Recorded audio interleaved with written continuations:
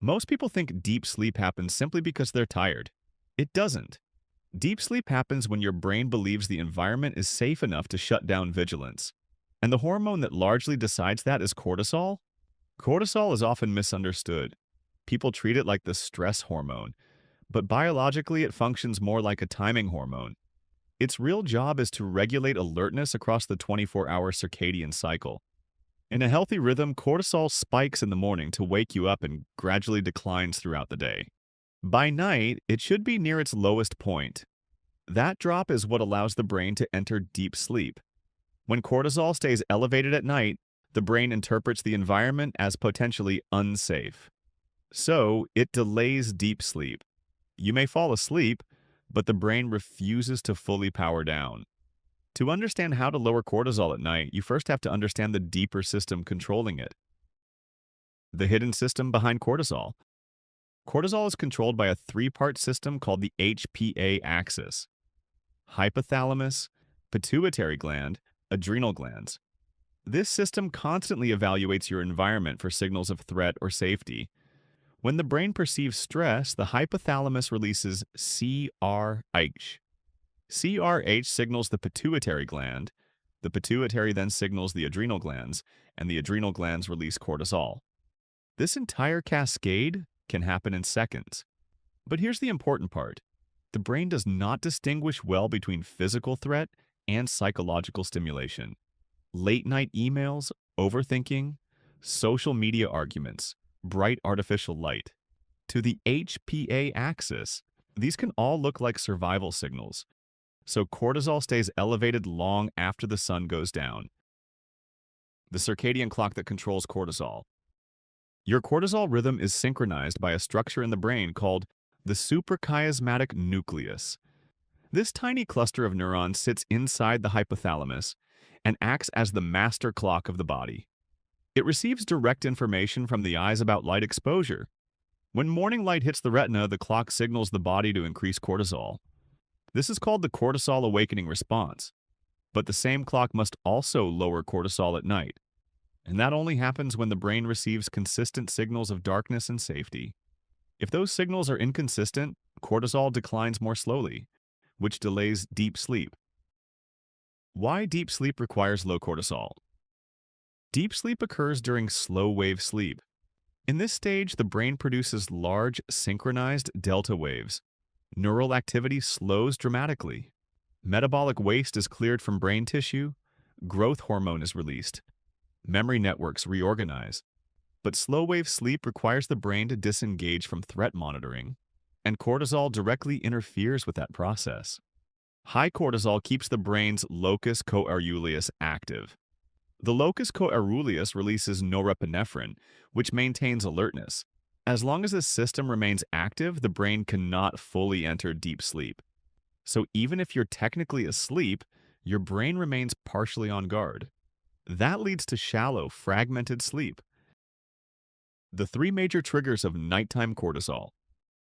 Most people unknowingly elevate cortisol late at night through three systems: light, cognition, and temperature. Each of these systems feeds information into the brain about whether it's safe to power down. The light signal. Light is the most powerful regulator of cortisol timing. The retina sends light information directly to the suprachiasmatic nucleus. Bright light at night tells the brain it is still daytime. When that happens, cortisol decline slows and melatonin release is delayed. Even moderate indoor lighting can influence this process, but screens are particularly powerful because they emit concentrated blue wavelengths. These wavelengths strongly activate the circadian clock. Reducing bright light 2 hours before sleep helps the brain accelerate its nighttime cortisol decline. This isn't about perfection, it's about sending a consistent darkness signal. The cognitive signal. Your brain constantly tracks unfinished problems.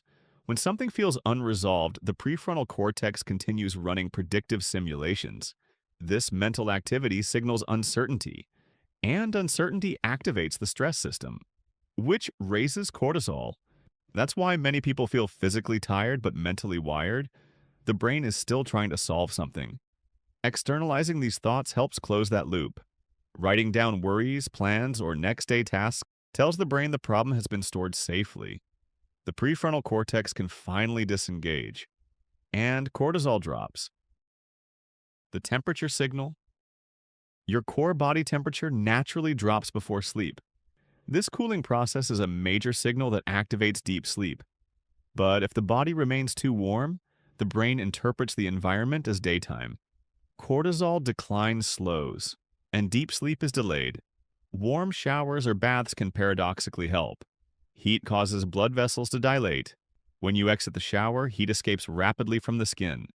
That cooling effect signals to the brain that nighttime has begun.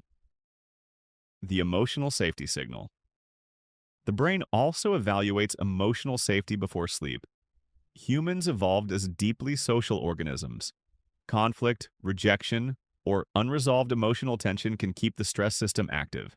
The amygdala continues scanning for potential threat, and cortisol remains elevated. This is why calming nighttime rituals are so powerful. Reading, slow breathing, listening to calm audio. These behaviors activate the parasympathetic nervous system. The vagus nerve slows the heart rate. Cortisol production decreases, and the brain receives a clear message. The environment is safe. The pattern that trains your brain. Deep sleep does not depend on a single habit. It depends on patterns. Your circadian system learns through repetition. When the same signals appear every night, the brain begins predicting sleep earlier. Cortisol starts dropping sooner. Melatonin rises more consistently, and deep sleep becomes easier to access. Over time, the body begins preparing for sleep before you even reach the bed. Not because you forced it, but because the biological clock has learned the pattern. Deep sleep is not something you command. It's something your brain allows. When cortisol falls, vigilance fades, and the brain finally enters its deepest state of repair. So the real strategy for deep sleep is simple. Reduce the signals of threat. Increase the signals of safety. When your brain believes the night is safe, it will do what it evolved to do. Shut down vigilance and enter deep restorative sleep.